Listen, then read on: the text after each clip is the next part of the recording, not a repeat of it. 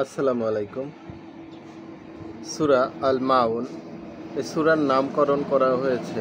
শেষ আয়াতের শেষ শব্দটি এ সূরার নাম হিসাবে গণ্য করা হয়েছে।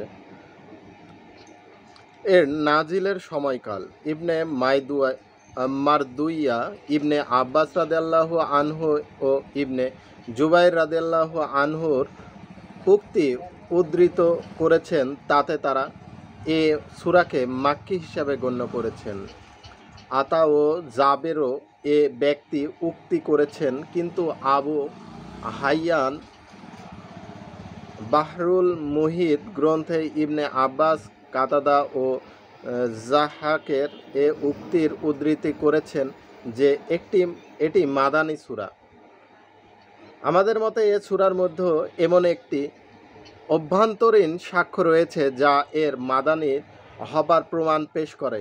সেটি হচ্ছে, এ সূরায় এমন সব নামাজীদের ধ্বংসের বার্তা শোনানো হয়েছে যারা নিজেদের নামাজের গাফিলতি করে এবং লোক দেখানো নামাজ পড়ে।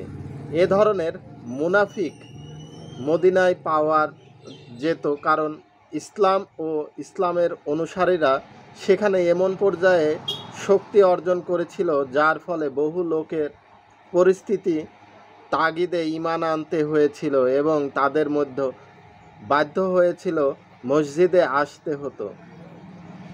তারা নামাজে জামাতে শরিক হতো এবং লোক দেখানো নামাজ পড়তো। এভাবে তারা মুসলমানদের মধ্যে গণ্য হতে চাইতো। বিপরীত পক্ষে লোক দেখাবার জন্য নামাজ পড়ার মতো কোনো পরিবেশই ছিল না। সেখানে তো ইমানদারদের জন্য জামায়াতের সাথে নামাজ পড়ার ব্যবস্থা করাই দুরূহ ছিল। গোপন লুকিয়ে লুকিয়ে তাদের নামাজ পড়তে হতো। কেউ প্রকাশ্যে নামাজ পড়লে ভয়ানক সাহসিকতার পরিচয় দিত। তার প্রাণ গোপনে লুকিয়ে লুকিয়ে তার প্রাণ নাশের সম্ভাবনা থাকত।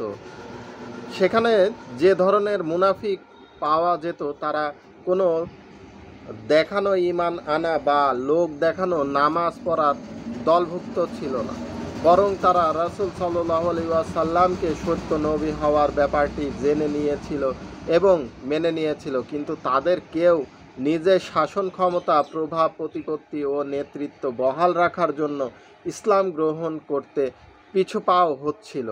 আবার কেউ কেউ নিজেদের চোখের সামনে মুসলমানদেরকে যেসব বিপদ মুসিবতের মধ্যে ঘেরাও দেখছিল, ইসলাম গ্রহণ করে নিজেরাও তার মধ্যে ঘেরাও হবার বিপদ কিনে নিতে প্রস্তুত ছিল না। সূরা আন কাবুতের 10-11 আয়াতে মাক্কি যুগের মুনাফিকদের এ অবস্থানটি বর্ণিত রয়েছে।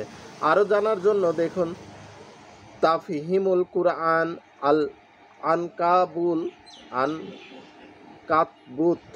13-16 টিকা।